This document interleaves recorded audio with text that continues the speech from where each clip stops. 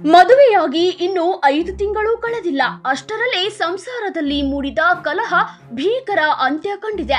ಕೋಪದ ಭರದಲ್ಲಿ ಪತಿಯೇ ಹೆಲ್ಮೆಟ್ನಿಂದ ಪತ್ನಿಯ ಮೇಲೆ ಹಲ್ಲೆ ನಡೆಸಿ ಕೊಲೆ ಮಾಡಿರುವ ಘಟನೆ ಹುಬ್ಬಳ್ಳಿಯಲ್ಲಿ ನಡೆದಿದೆ. ಈ ಘಟನೆ ಇಡೀ ಪ್ರದೇಶವನ್ನೇ ಬೆಚ್ಚಿ ಬೀಳಿಸಿದೆ. ಹುಬ್ಬಳ್ಳಿಯ ತಾರಿಹಾಳ ಗ್ರಾಮದಲ್ಲಿ ನಡೆದ ಈ ಘಟನೆ ಎಲ್ಲರ ಮನಸ್ಸನ್ನು ಕಲಕಿದೆ.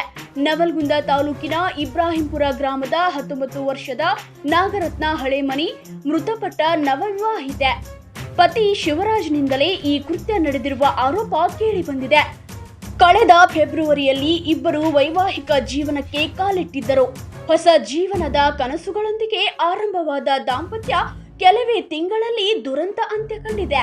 ಮಾಹಿತಿಯ ಪ್ರಕಾರ ಇಂದು ಬೆಳಗ್ಗೆ ಗಂಡ ಹೆಂಡತಿ ನಡುವೆ ಯಾವುದೋ ವಿಚಾರಕ್ಕೆ ಮಾತಿನ ಚಕಮಕಿ ನಡೆದಿದೆ. ಕ್ಷಣಕ್ಕೂ ಜಗಳ ತೀವ್ರಗೊಂಡಿದ್ದು, ಕೋಪದ ನಿಯಂತ್ರಣ ಕಳೆದುಕೊಂಡ ಶಿವರಾಜ್ ಮನೆಯಲ್ಲೇ ಇದ್ದ ಹೆಲ್ಮೆಟ್ನಿಂದ ನಾಗರತ್ನ ಅವರ ತಲೆಗೆ ಬಲವಾಗಿ ಹೊಡೆದಿದ್ದಾನೆ ಎನ್ನಲಾಗಿದೆ. ಹಲ್ಲೆಯಿಂದ ಗಂಭೀರವಾಗಿ ಗಾಯಗೊಂಡ ನಾಗರತ್ನ ಅವರು ಸ್ಥಳದಲ್ಲೇ ಮೃತಪಟ್ಟಿದ್ದಾರೆ ಎಂದು ತಿಳಿದು ಬಂದಿದೆ. ವಿಷಯ ತಿಳಿಯುತ್ತಿದ್ದಂತೆ ಸ್ಥಳೀಯರು ಪೊಲೀಸರಿಗೆ ಮಾಹಿತಿ ನೀಡಿದ್ದಾರೆ.